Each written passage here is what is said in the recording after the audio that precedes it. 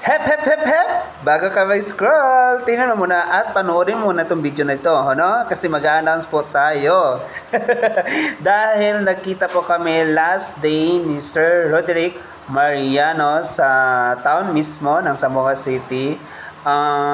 Ininbatahan po tayo na pupunta doon sa kanilang lungsod dyan sa Sibuco, Zamboanga del Norte. Kasi nga may event po sila na parang Miss Gay at saka parang Mr. and Mrs. parang ganon. I think araw sa kanila dyan sa Sibuco, Zamboanga del Norte.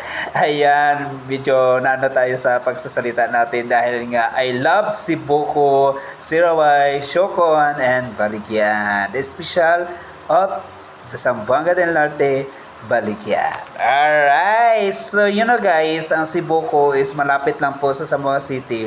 Almost 2 hours biyahe from city to Sibuco, Zamboanga del Norte. So syempre, bago tayo dumating sa Sibuco, ayan, madadaanan po natin ang pinakamagandang bridge dito sa Zamboanga del Norte at saka Zamboanga City. Bali nahati po siya sa dalawang lalawigan. Yun po ang Limpapa Bridge.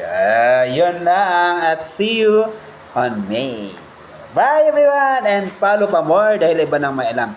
Don't forget to follow Roderick Mariano. Salamat po.